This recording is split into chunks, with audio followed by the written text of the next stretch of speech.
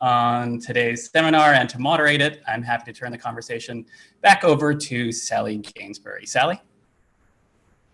Thank you very much, Khalil. And this topic certainly has generated a lot of attention, which is unsurprising given the current state of policy and interest in what we're talking about, which is microtransactions within games and loot boxes. This is part of the series that obviously we're looking at technology and gambling, and a key component of that is the convergence of gambling and gaming. So we've discussed several components of it in different ways, and we will continue to do so. And this week, we're going to focus really on that payment aspect, which takes different characteristics. So I'm very delighted to have our two experts here today. I was looking for people with slightly different views, although just yesterday they somewhat ruined this by publishing their first joint paper together. So obviously with a small enough field, bound to happen. So Professor Jim Sawyer is a senior lecturer in the School of Psychological Science at the University of Tasmania. He has a background in applied cognition and really interested in memory and decision making, and as well as the area of psychology and law. And he's been focusing as well on players' cognition and behavior and the interaction of gambling mechanisms within games, the psychological effects. So he has been providing a lot of evidence about this topic, and he's also been working with the New Zealand Ministry of Health to look at the topic in New Zealand. We also have joining us from relatively late in the UK, so thank you very much, David Zendle, who is a lecturer at the University of York, and another expert who's published extensively on the topic of loot boxes. And I will preface by saying that although both of these, we do have these two experts in loot boxes, it's a very small field and a very new area of research. So they really are the lead authors of pretty much everything published on this topic. But as they'll say repeatedly, we still don't know everything. There's a lot more to do. So Dr. Zendle has provided testimony in government investigations. He's worked on workshops, completed a lot of research in this area, and continues to actively contribute to the field. So what I'm going to do, as always, is turn over to Jim and David for a brief introduction and sharing some slides. I'm sure most of you are aware of loot boxes, but they'll give a bit of a background, and then we'll jump into the conversations. So I might turn over to you, Jim, to share your screen and give us a background. Excellent, no worries at all. I'll get this set up. Thank you very much, Sally, for the introduction, and thanks so much for the opportunity to be here. It's as I was saying, it's something I haven't. What's going on here? Can you guys see that all right? Is that sharing working? Excellent. Okay. So as I was sort of saying before, we were chatting, this is a something new for me, something I haven't done before. So I'm interested to see how it goes. Right. So I'm going to talk about some work that I've been doing a lot with my colleague Aaron Drummond in New Zealand, looking at loot boxes. So I guess a key place to start is to ask, well, what is a loot box? And what we see here is an example of a loot box from the game Overwatch. So a loot box, I guess the first thing to note is that loot boxes are not homogeneous. They vary, but a useful kind of starting definition is that they're a digital container that provides players with a randomized reward. And the loot boxes that we're particularly interested in are the ones that are purchasable for real world currency.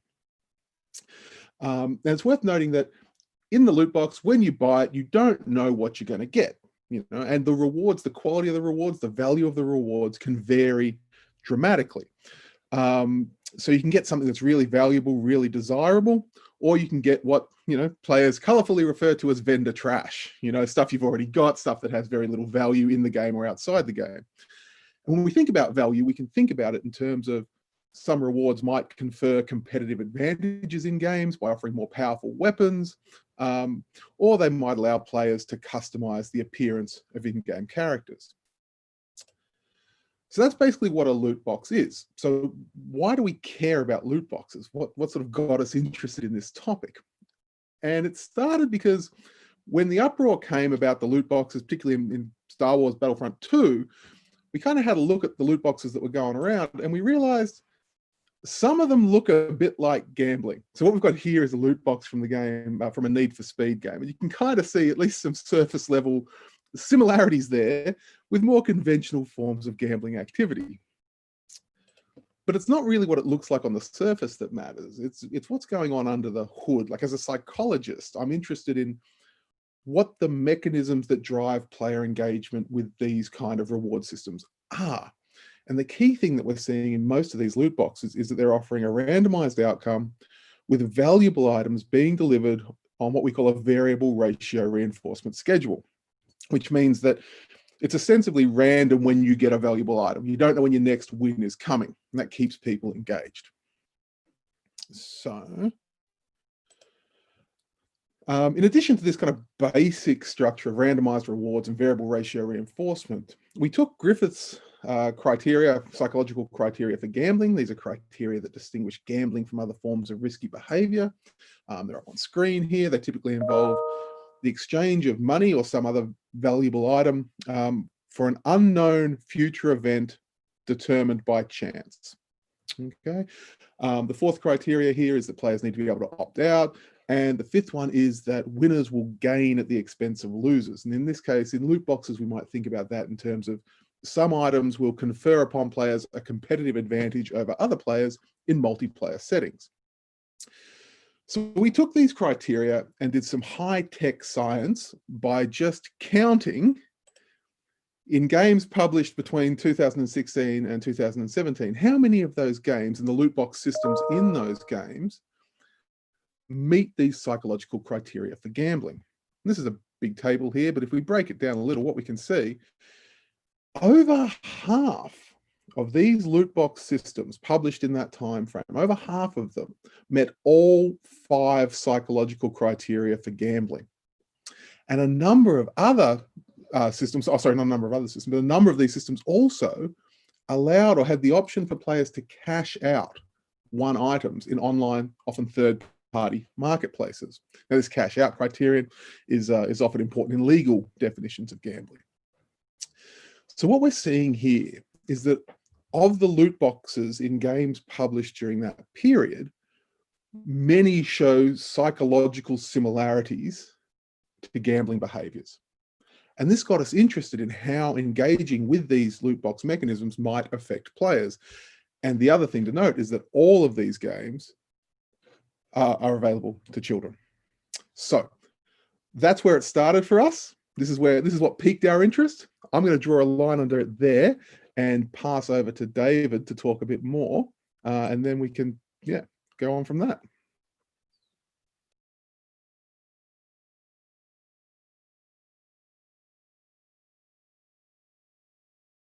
I'm muted. Totes professional there. So, hello, I'm David Zendle. I'm another academic who researches loot boxes. Thanks for the handover, Jim. That was really nice. I'm also going to focus on a couple of things I think we kind of know about loot boxes. So Jim's talked about how they look a bit like gambling. I'm going to talk about how that's drawn on in my research at the moment. But another thing we know about them is that they're kind of super everywhere in games. They're super everywhere on mobile, they're everywhere on desktop.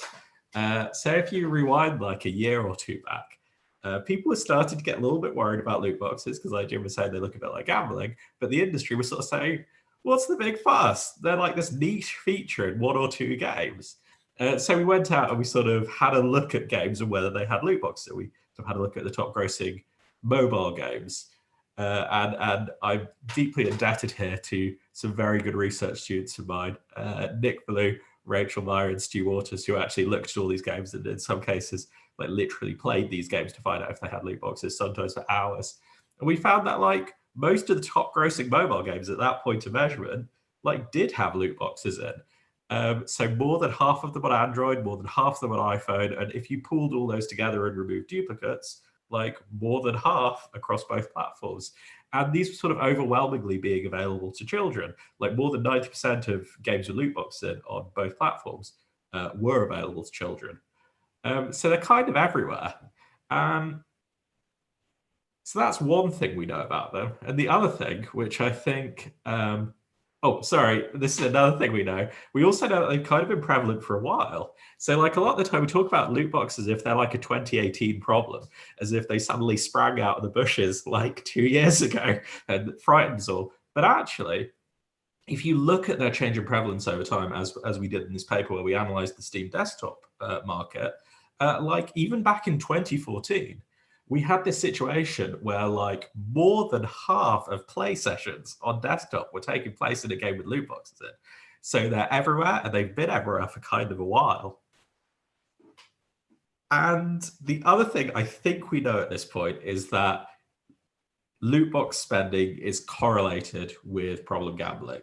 I'm willing to say that that's something we know. It seems robust. It seems that anyone who's ever tried and measured those two things has got this effect where if you measure loot box spending, you measure problem gambling, you see that the more money people spend on loot boxes, the more severe their gambling problems tend to be.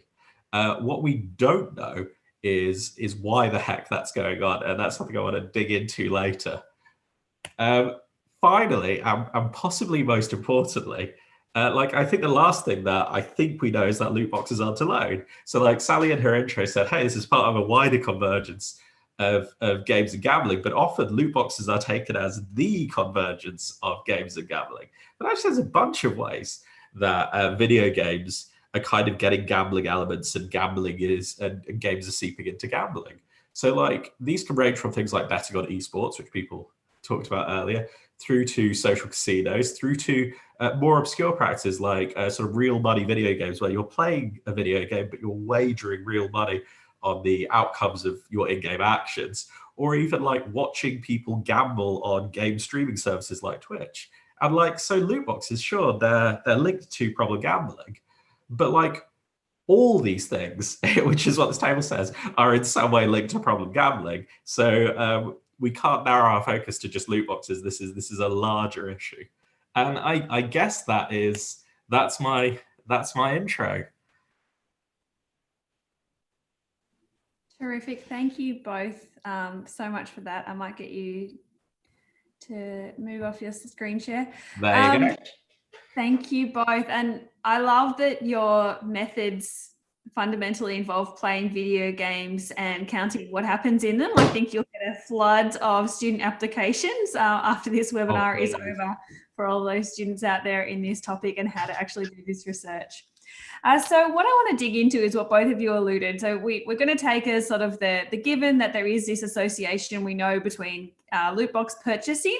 And I will note that that's mostly focused on the actual spend related to loot boxes, but there are some other kind of engagement aspects we can look at, and problem gambling and gambling engagement. But as you said, David and Jim as well, I want to really unpick that. So look at maybe Jim, you can start us off by talking from a cognitive psychological point of view about the underlying psychological mechanisms at play with in-game spending and purchasing, and then maybe David might also get your take on this and why that aspect, why that behavior might be related to problem gambling. Maybe you can get your hypothesis in what's actually going on there. Yeah, no worries at all. So I guess. So one thing I wanted to say up front is because both David and I pointed out how these mechanisms are ubiquitous in games that are available to kids, right? And of course, whenever anyone says, "Oh, these things are available to kids," there's a risk that it's like pearl clutching, and won't somebody think of the children? And I just want to point out up front that I'm a gamer. I don't think games are bad. I don't even necessarily think loot boxes are bad.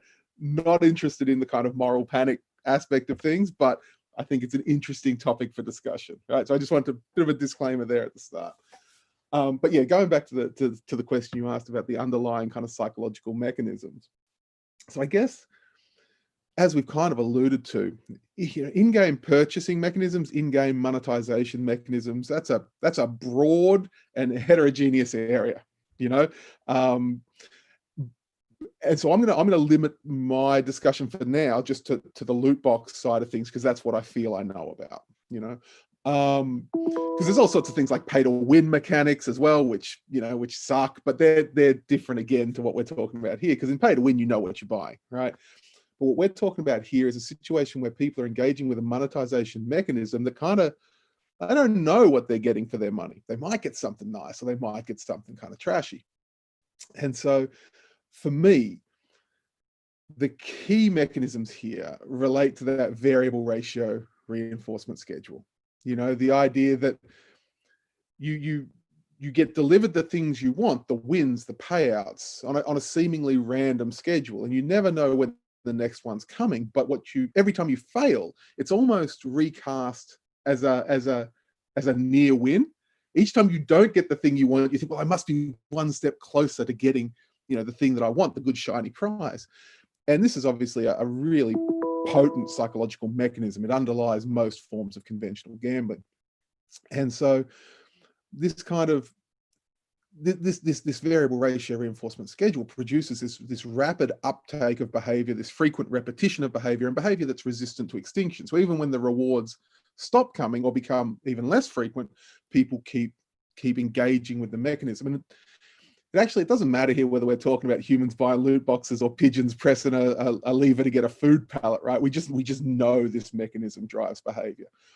And so while I dig Griffith's criteria, and I think they're really useful, and obviously, we applied them ourselves, for me, it's that randomized rewards delivered on a variable ratio schedule. That's the ball game to me. The minute you get people to pay for things that they're getting delivered on a variable ratio reinforcement schedule, I think you're looking at potentially a situation where people are they're gonna start spending their money and they're gonna keep spending their money. And I think that to me is what drives my interest in loot boxes, because we have to be upfront. We don't know. There are some things we know. I think David's right. We can say that there's an association between loot box spending and problem gambling symptomology. We've seen enough of that. David alone has produced enough papers on that for us to be pretty sure what's going on. But Aaron and I have got some data on that as well, and that's a really robust kind of relationship. But it's this idea that we don't know a lot of the things that are going to influence players' engagement with loot boxes, but we know that system works. And we also, it's not there by accident. It's a well-established kind of mechanism. So what drives my interest is that mechanism. That's the thing that drives behavior for me. There are probably a bunch of other things that I think could be important, but before I start riffing and speculating on those, David, do you want to jump in and add anything there? Yeah, no, it's super cool to hear you talk about that, actually, because my interest in the topic is almost diametrically opposed to yours. So I think we end up at the same point, but just for totally different reasons. So I am fundamentally skeptical about all theory because I did my PhD on violent video games, and so I spent decades, right? Mistake. So I had this horrible process of realization where I was like, oh, this is all junk. It's all meaningless. And since then, I always come at topics from a different perspective, which isn't this top-down, okay, here are some mechanisms, we understand how those apply here. But instead, it's a bottom-up, or what's the community into? And that's how I got into loot boxes, because people were outraged about it, not parents, not sort of moral guardians saying you can't have this, but gamers were saying what the hell is up with this? This is gambling in our games and we're going to get hooked on it. And I thought, okay, that's super interesting. And about the time I was thinking about this, your guys' Nature paper came out and it all just sort of came together. But my interest was totally opposite. It was seeing a concern in the community and being okay, what can we do to find out whether these concerns map to a broader reality? Yeah, that's really interesting as well, because so when Aaron and I first entered and actually, to be fair, whenever I say I, probably read it as when Aaron and I, right? Because we've done all this thing. When Aaron and I first entered the gaming kind of research field, because we were gamers, and we started it's kind of obligatory that you start with the video game violence thing, right? It's kind of played out now, but it's where everybody first starts thinking. And like you, I realized pretty quickly this stuff's not great. So I appreciate your kind of skepticism about in that regard. But with the loot box thing, I can remember Aaron and I, it was so yeah, Star Wars Battlefront 2 had come out. The governor of Hawaii, I think, had kind of raised a flag that, gamers seem upset about this. Is it gambling? And I can remember Aaron and I having a Skype one Friday morning and thinking, I reckon we could say something about this. And we started just riffing on ideas. Yeah, variable ratio reinforcement, that's a thing that works, and blah, blah, blah. And that was, that kind of session was what led to that nature human behavior. It was just thinking about, okay, what do we, rather than, so it was driven partly by that community concern within the gaming community, but then it was also thinking, okay, what do we, Like, what do we know that works that might explain what's going on here, or might give us reason to be concerned? And that's kind of how we got to where we're at too. And I love that both of you are coming at this with a really like eyes wide open. I think there's a tendency with some of this research that's very much in the public eye and public interest, and there's almost a presumption for harm. Like, people are talking about this, people are concerned about this, so let's do some research to demonstrate what the harm is. And both of you are coming at it from the opposite, being aware of that and saying, well, no, wait a second, let's just actually unpack that and see what the impact is, and really unwind and not, obviously be blind to that, but look at both directions. So I think that's a really useful framing for this conversation and for the research. And I'm interested, David, go to that. Well, I would have bounced off that, because I think what you're saying is absolutely legit. And I think if we take the tone that we're going to like prove where the harm is, we risk like really screwing the world up. And like, again, it's because of my horrible trial by fire in the pits of violent video game research, right? So like, those guys are going out there in the early 90s and they're thinking like, what's the problem? Like, there's going to be harm here. This looks super sketchy, and we're going to go out there and we're going to find it, and then the world's going to be a slightly better place. And they never, presumably, thought they'd end up propping up the NRA when there are school shootings. But that's the world that we've emerged into. And like, so one of the things that we risk doing if we overblow research into video games and gambling is something similar, where there are real problems in society, and instead we're just sitting there shouting, look at me, look at me, look at me, look at me. Well, maybe some form of legitimate gambling, not like something gambling like, but actual gambling is emerging, causing problem gambling, and everyone's looking at us with the loot boxes. So I hope if at some point in my career we actually find out that they're a nerd, I have the guts to say like, yeah, they're a nerd. And toast that line of potential profit in the future. Because I don't know, I think what you're saying makes a lot of sense. Yeah, like I agree, and you're right that, well, without condoning it, I think you can understand how people get into a position where they go into an area looking to demonstrate there's a problem. Papers, look at this problem. Grant applications, look at this problem that we need to solve, right? Hey guys, everything's fine is typically, is less of a sellable message. And like I say, I'm not condoning it. You can kind of understand how people get there, but like you, I remember Aaron and I went into this just wanting to be real cautious. You don't want to overblow anything. You just, these are the data. This is what we know. And I can remember when, so it was couple of years, in August 2018, I think we were going to give some evidence to a Senate inquiry about loot boxes and gambling like mechanisms, and we were kind of worried because we thought we're going to go in there and tell these guys we don't know. They're going to ask us a bunch of questions, and all we're going to be able to say is we don't know.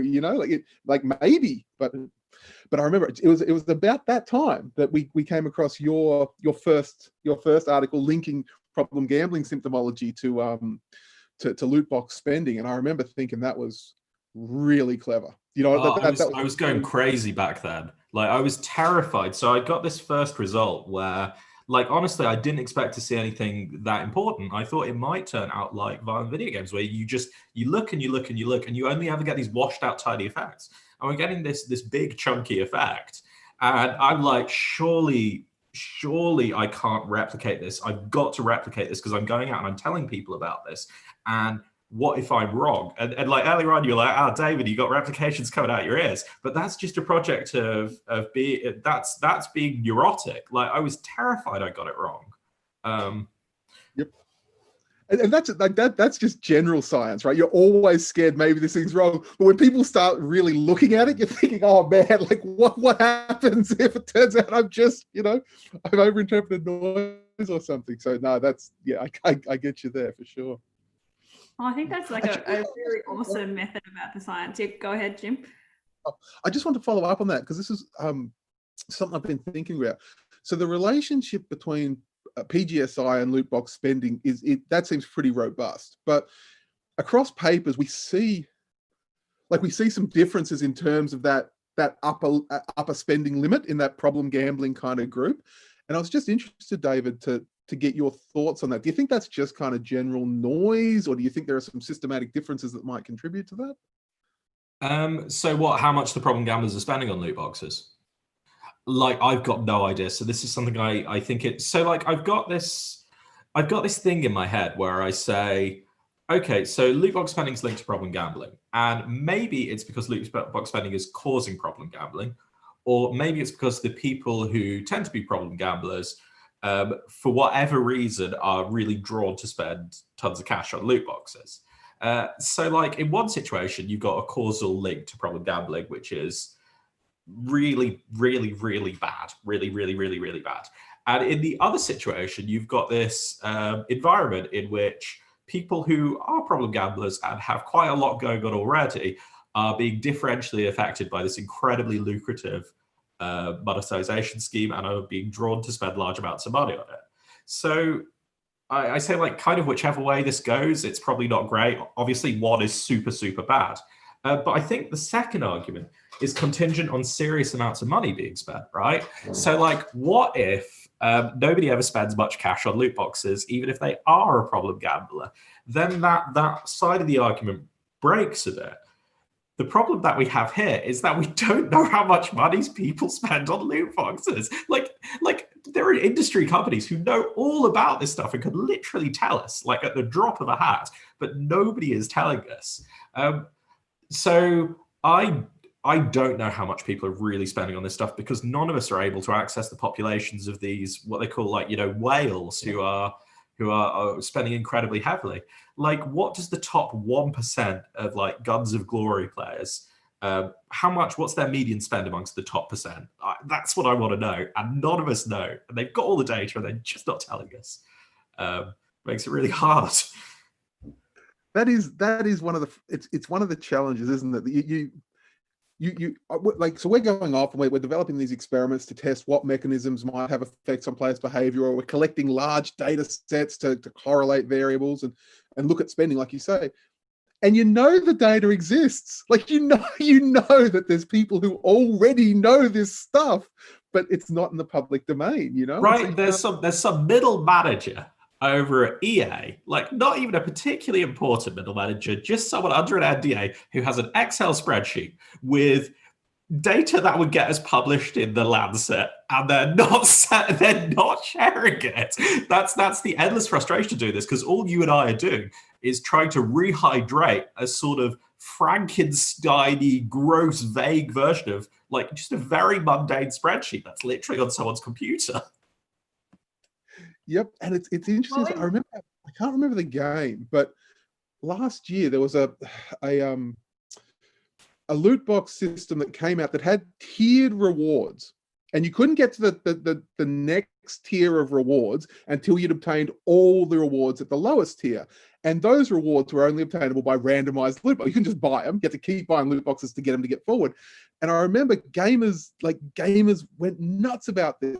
Like, this is not cool. And then I think that I don't want to get sued, but I'm pretty sure it was a game company we've mentioned before that released this system. And I know they've got some nice data that knows the breaking point. Do you know what I mean? That they're collecting data that allows you, we can push it this far, and then we get too much flowback. And again, like, what I'd give to have access to that data, right? But well, you guys might have to you might have to join us next week when we're talking about ethics and stakeholders and who should do what in terms of being involved in research. I'm keen to sort of get into the conversation about the links between gambling and gaming, acknowledging all of that limitation and backgrounds, and thinking about, in terms of the reservations to any aspect of causality, given your knowledge and expertise of the games and the fact that, they are available to children. Some regulators are obviously acting in this area. Some are looking at it and deciding not to act. Some are completely ignoring it or just not engaging. To what extent do you think, and I don't know if you guys have kids, but to what extent do you think it is appropriate for young people to be engaging in these games? Is there any validation to the kind of stepping stone argument that seeing loot boxes normalizes gambling, playing loot boxes might lead to gambling, or is it just, as someone said to me the other day, I drank Coke when I was a kid. I drank beer when I turned 18. Does that mean Coke leads to beer? Can you speak to that a little bit? Do you want to go first, David, or should I have a? No, go ahead, man. I have some stuff to say, but I'm interested to see you poke your head into the firing line first. Yeah, absolutely. So, okay. It's worth noting that I think there are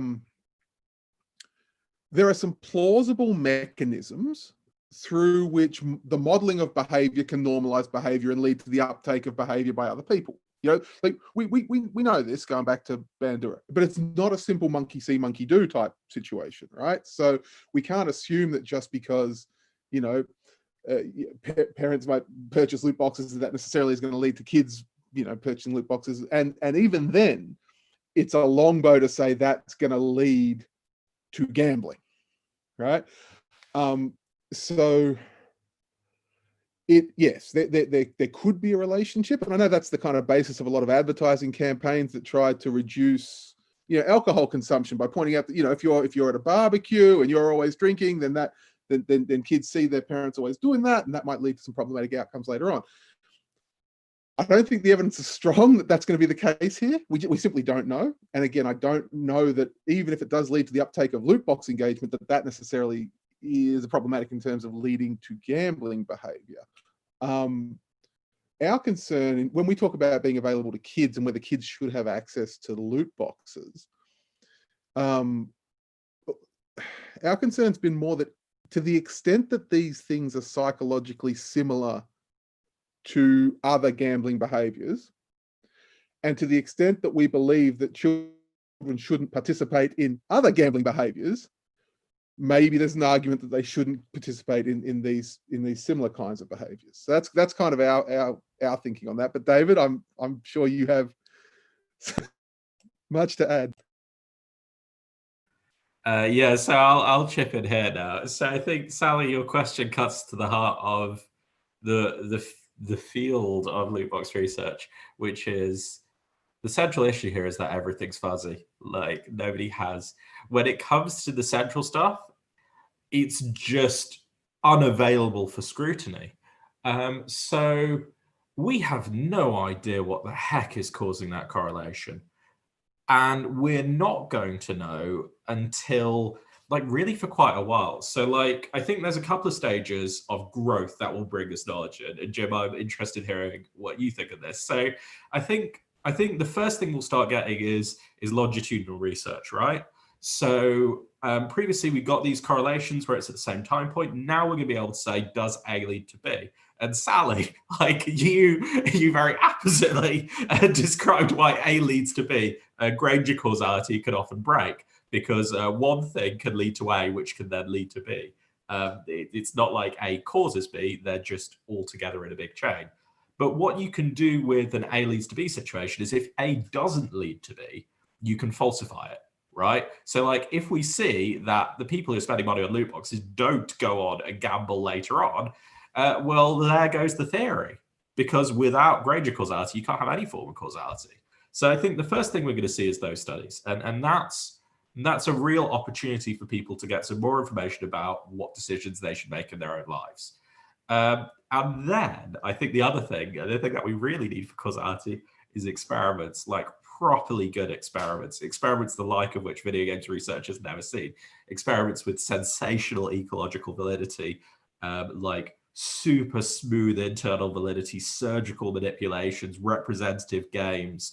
I don't know if we're going to see those because that's super expensive, and like video games effects research has historically not been funded terrifically. To loop back around to actually answer your question, I have no idea what I'd say to them. I'd say, look, we're in a situation where we don't know, and we're not going to know for a while. Make the decision yourself that you believe protects your child.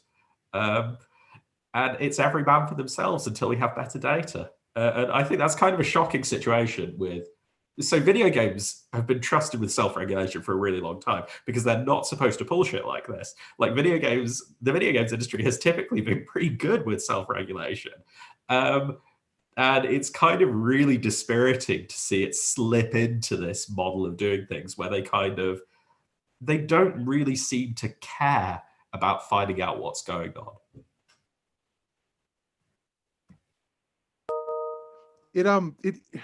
Yeah, I go a step further than that. I think it's not so much that they don't seem to care, but when you look at some of the statements made by representatives of the gaming industry, I think that a lot of, well, actually, it probably depends.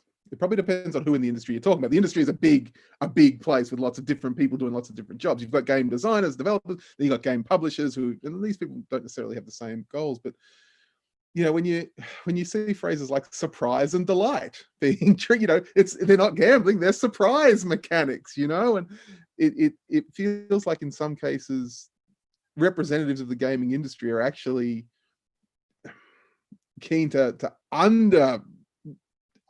undervalue exploration of the topic, right? Which I'm not going to speculate on why that might be, but yeah, it's there. But your point that you made before, David, about the kind of experimentation that we need to really get a handle on these relationships is spot on. It's a real challenge to get the kind of gaming software that you need for that kind of ecological validity, and to combine that with the malleability you need for experimental control, to be able to precisely manipulate, the sorts of rewards people get, the way the rewards delivered and so on. That's stuff that's outside the expertise of most psychologists. You've got to be lucky and actually have some proper ridgy-dig game developer cats to work with, and that's tough. I mean, I'll throw a shout out to the guys at UTAS. We've got a group who are actually a game publishing company called Giant Margarita, and Aaron and I are doing a little play around with these guys, trying to actually build some games that might allow us to test these things in more realistic kind of settings, and that's looking like it's going to be a lot of fun. But it's it's so early days in that kind of collaboration that we're a long way from getting a good handle on what's going on. Well, it's really great to see both of you really so enthusiastic about rigorous research methods. I think, to be honest, the gambling field in some aspects could certainly, we have a long way to improve. And the recent embrace in science generally of open science practices and pre-registration, replication studies, that's so fundamentally important. Gambling is a relatively new field, and there are an increasing proportion of researchers really embracing and understanding the idea. So to see you two both be so upfront with the limitations and almost lead with the constraints of the research is very refreshing and very much needed in this space, I think, particularly where there's that kind of interaction with public health and concern and public policy. So I really applaud both of you for your efforts continually to ensure that message is really balanced.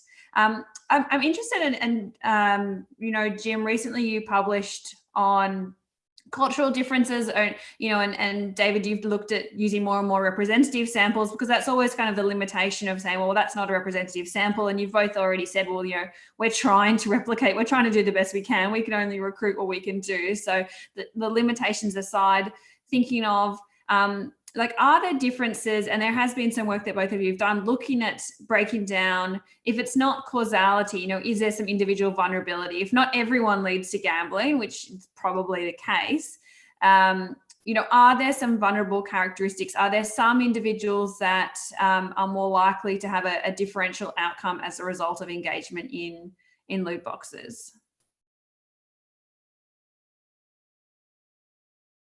So the only thing that I'm aware of that I trust that much is the gaming disorder thing, which is weird because gaming disorder is such a contentious space in research. But I can't remember who I saw do the research first. It might have been Luke Clark. But it seems like there is this link between gaming disorder and loot box spending. Which kind of makes sense. So let's put aside the hot potato of is gaming disorder an addiction. Let's just table that somewhere else and say, okay, let's say it's a set of behaviors that are to do with gaming loads and loads and loads and loads. Most people would say excessively, possibly to the point where you're kind of screwing your life up a bit, or the gaming is screwing your life up a bit. Those people seem to be spending loads of money on loot boxes, which logically makes a heck of a lot of sense.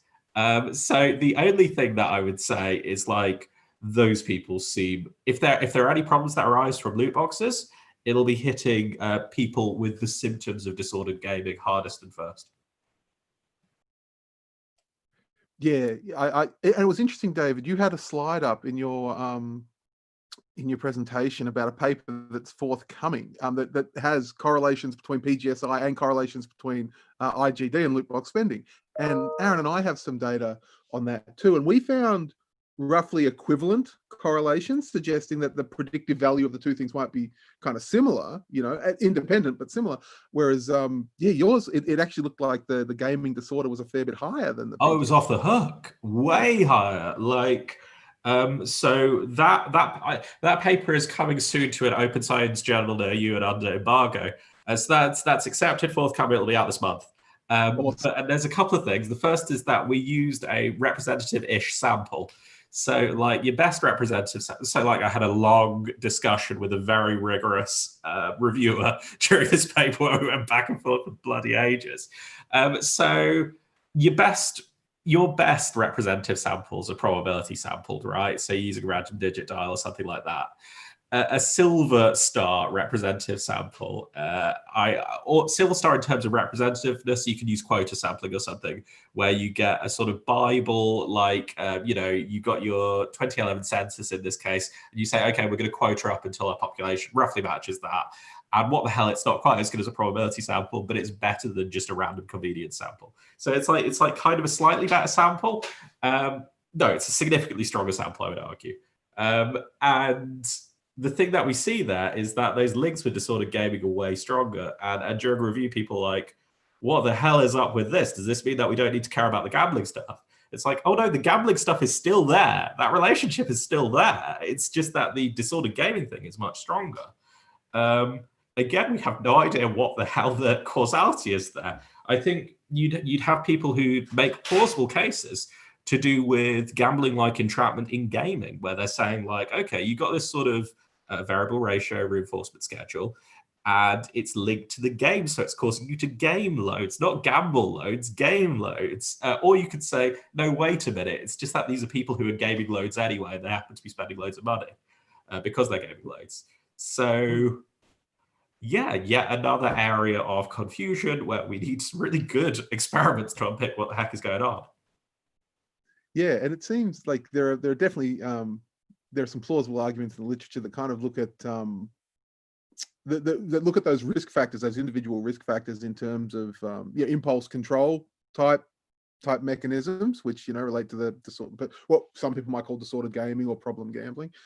Now you mentioned cultural differences before, Sally, and I don't want to go into that too deep for a couple of reasons. One, cross-cultural differences is not something I'm an expert on, and two, like I'm a white male, and so I want to be very, very careful when I start talking about, or generalizing across cultures, because but one of the things that because there is in the literature, it seems, some cultural differences in prevalence rates for problem gambling behaviors.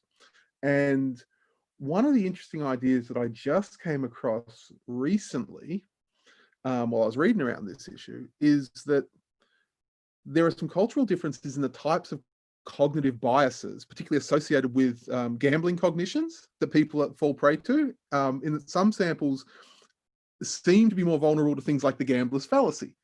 And so I think that would be, and again, this might be an area where David and I kind of differ in terms of the top-down versus bottom-up kind of investigation of an issue. But if I was to start planning a program of research to investigate cross-cultural differences, to see whether there are sort of groups of people that might be more vulnerable, less vulnerable, as a cognitive psychologist, that's an area I'd find interesting. I think that if certain people are vulnerable to certain types of cognitive biases that might be associated with increased gambling behavior, that would potentially be a fruitful avenue for investigation.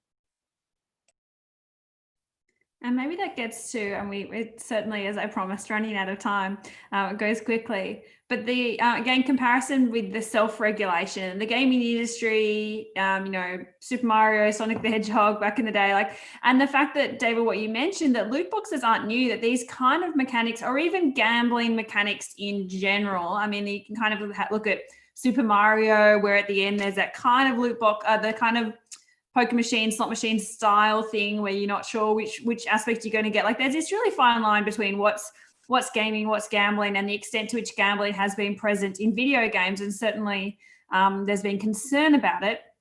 So I guess my question is, in the limited time we have available, is this is not going to be one we can answer quickly, but to what extent should gaming, in the absence of regulation, what are your kind of, top recommendations for self-regulation by the industry? And in lieu of that, is there something that either parents or individuals should be doing? When we're looking at sort of shared responsibility, should parents be doing something? Should individuals be doing something akin to, self-limits or deposit limits or self-exclusion in the gambling field? That's kind of been where the gambling field has led to, individuals' responsibility, but here's the tools. If it's that combination of individual responsibility, what tools can the gaming industry provide? What should individuals do, and potentially parents as well? Okay, I'll tackle that first. So I think parents is a really good topic, actually, because I think, unfortunately, the way that this has been handled by video games publishers means that a load of extra work, stress, and labor has devolved on parents. And that's super suboptimal, but it's the world we live in, and you've got to roll with that. And I think the only way you can roll with that is that if your children are playing games, you need to be deeply educated about the games they're playing, possibly to the point where you've actually played a couple of hours of those games yourself. So I remember when Nick and Rachel were out playing all the mobile games to see if they had loot boxes. And that was a painstaking labor of love, because it turns out that sometimes, you can play a game for 2 minutes and not know if it has loot boxes in. Rachel was playing this one game called Merge Dragons for like 3 hours to find out if it had loot boxes in. And eventually it turned out that some sort of dragon egg you could pay money for had a random dragon in it. We were like, oh, okay, there's a loot box mechanism there. Parents now need to do that same sort of thing with their kids' games, because the video games industry isn't forthcoming with information. And we've heard lots of trumpeting from the games industry about how they're going to help people make responsible purchases and know what they're buying and stuff. Thus far, none of that stuff's really transpired. So parents now have a load of extra work. And if there are other organizations that can take on that work, I'd be really interested to hear about those, like charities or other stakeholders who could say, hey, we're gonna take on some of that work, and we're gonna make things accessible to parents so parents don't have to do all that work themselves. So that's parents. Now, if I was the video games industry, so the first one is parents, the second one's the industry. If I was the industry, I'd be thinking, oh shoot, we really screwed this up. But now it's not too late for us to turn around and not screw this up quite so badly. So I think they played a strong hand, and that hand got kind of slapped away. They basically sort of denied everything. And deny everything has been a video game industry strategy for ages. And it worked with violent video games because I think because there was no grassroots movement against violent video games amongst gamers. Gamers were sort of like, what are you talking about, largely? Whereas this was a different situation. And I don't think the industry cottoned on to that. And that's led to all sorts of loss of faith, both with their consumers and with like governments and things like that. So I think what they need is a really bold commitment to data sharing. That's the first thing. So they need to make really important industry data available to independent researchers. And then they need to be receptive to working with those researchers and taking action based on what they find. So for me, that's what industry needs to do. Genuine cooperation, genuine data sharing. Yeah, I agree with everything that David's just said. So sorry, I can't give you controversy on this one. I got spot on. But yeah, the kind of just a couple of little things I'd add is that so there's internationally different jurisdictions are tackling the regulation or the regulatory response to loot boxes very differently. So some places are banning them, other places are saying no, you can have them in, but you need to disclose drop rates of valuable items.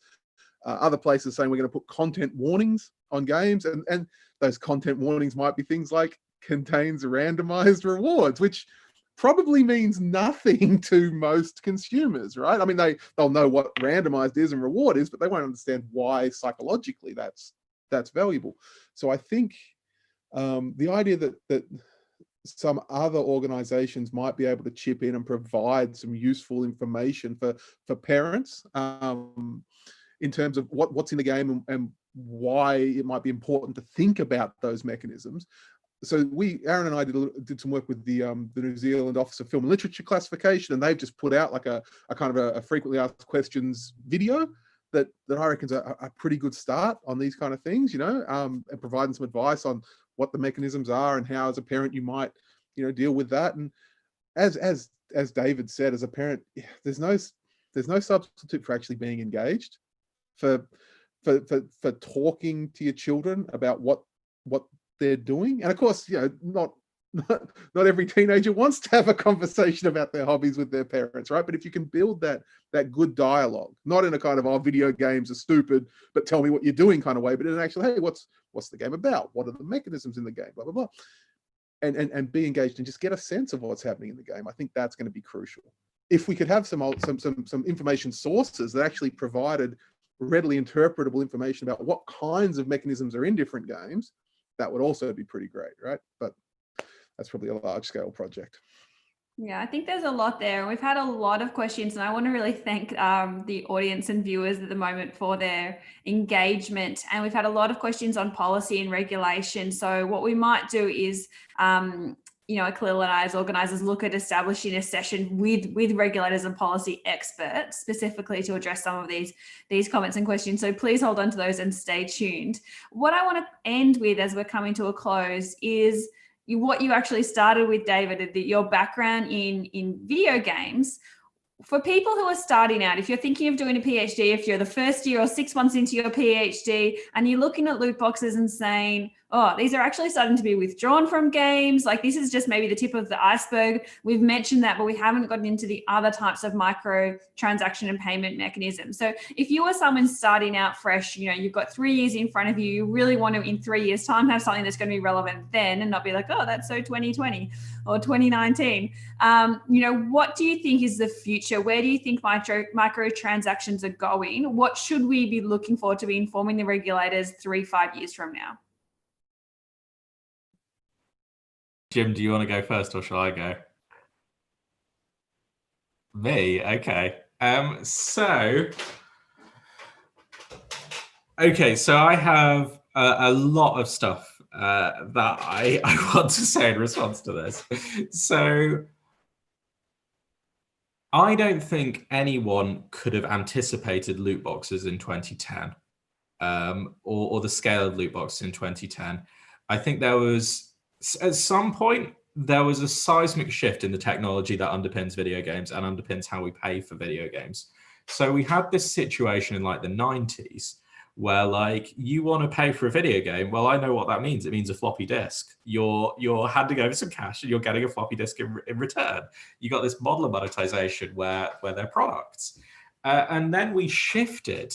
There must have been some underpinning technology that shifted that enabled small transactions to take place very rapidly, presumably through the internet. And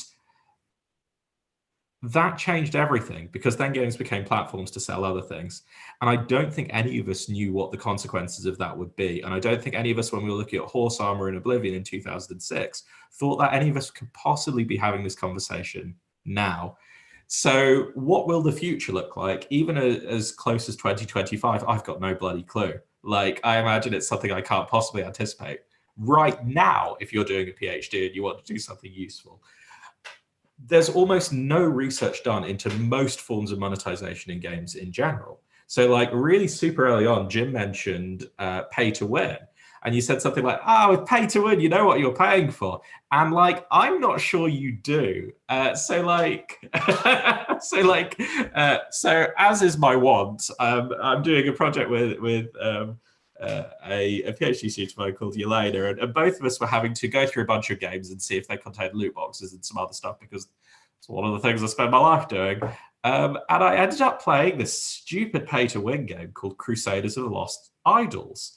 And I started thinking about pumping money in because I thought it would buy me advantages. But then after a couple of hours of playing, I realized that any advantages I could have paid for back then were suddenly outdated, right? Like I was so powerful now that the stuff I would have bought back then would be useless. And I'd have to buy more now.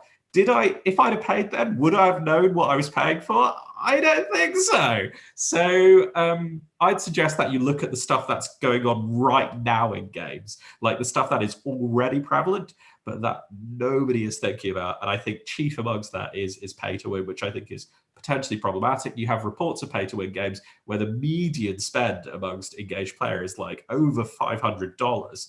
And you've got reports that there are some games where to be competitive them, you have to be spending 6 figures. I'd strongly look into that and see what the heck is going on. Final comments from you, Jim, before we have to run out of time. Yeah, what David said, right? It's I think yeah. There are some things we simply cannot predict, because technology will change. So what I'm really interested in, and some people would call me a reductionist for this kind of thing, but I think there are some fairly basic cognitive levers that drive a lot of people's decision-making and behavior. Now, they'll manifest in different domains with different bells and whistles on them, and there'll be different moderators, in different domains, but there are some fairly basic, powerful mechanisms that drive the way people process and respond to information. And it's a bit like Scooby-Doo, like you pull the mask off and, oh, look, it's the guy from the water slide underneath all along. And I feel like that's the same thing here, like you pull the loot box mask off and, oh, look, it's variable ratio reinforcement again, right? And so we can't tell what the future is going to look like, but the best way to be prepared to investigate it when it arrives is to make sure we're familiar with those kind of basic, powerful psychological drivers it's like problem solving by analogy. Being able to recognize the similarity is critical, and so if we can look at, well, okay, here's this new thing, but is it really just tapping these same levers in a different way? That, I think, is a fruitful way forward. Well, I want to thank you both so much. I'm pretty sure our first Scooby-Doo reference, so let's hope that continues throughout the webinar series. Nothing is complete until that happens. Look, that was such an engaging conversation. Thank you for letting me sort of chip in a question whenever I got a chance of a break in your flow. I'm pretty sure I didn't even cover as much of my questions. I apologize for all the audience, which had really good questions. I think we'll have to have you guys have this topic again to address some of those really good questions from the audience. I would suggest to anyone that was interested in this to share it with other people. You guys are recorded now, so we can come back and revisit this conversation. It is so interesting to see how engaged and passionate you are. I think for me, that's such a hallmark of great research, to think about how passionate you are about the rigor, the methods, the practices before you start talking about the results, and how interested you both are from different angles, coming at it with different approaches, but doing such similar research. And we're so looking forward to the forthcoming publications that both of you have. So before I hand over back to Khalil to talk about the future upcoming sessions, but a huge thank you to both of you, Jim and David. Could I just say thanks to you as well? It was really kind of you to have both of us on. Jim and I have never talked before. So it was, you've given us an opportunity to do something which I think, well, I certainly found it quite special. And I would extend that to the whole webinar series. I think your webinars are giving a lot of people a research home that they didn't know existed. So I applaud you for that. Yeah, no, this is fantastic. And again, thank you so much for the opportunity. Well, thank you, Sally, and thank you, Jim, and thank you, David. That was another really great talk. Before we talk about next week, what I wanted to do was also highlight a special series that we have coming up in the near future. I've just posted a link to the YouTube chat for a special call. So we're looking for graduate students or recent graduates to present, to do a short presentation on an area where they've done recent research. So if you're a young scholar, a young scholar who is an emerging leader in a particular stream of research, we want to hear from you and put you into a special session. I know a lot of our sessions are based around themes where we have very special topics, but we know that there's a lot of things that we're missing. and a lot of people that we're missing as well. And so we want to make sure that we provide coverage to all those topics, and perhaps even set up a new seminar or a longer form session. So you can click on the link that we've posted into the chat to get more of that information, or you can find us all on our regular website. As far as next week, Sally and I are actually both taking the week off, and we have a special guest host. So Michael Wall of Carleton University will be joining us, and he'll be moderating a conversation on replicability, open science, and independence in gambling research. He'll be joined by Rachel Wohlberg of UMass Amherst, as well as Eric Lauterbach of the Division on Addictions. So they'll be talking about a few different themes that we've touched on in earlier sessions, but they'll be taking a very specific point of view, and one that I think will open up wider conversations. So please stay tuned for that. So I just want to say one more thank you to our speakers this week, as well as the Brain and Mind Center and Harrison Schein, who provide support for us every week. Thank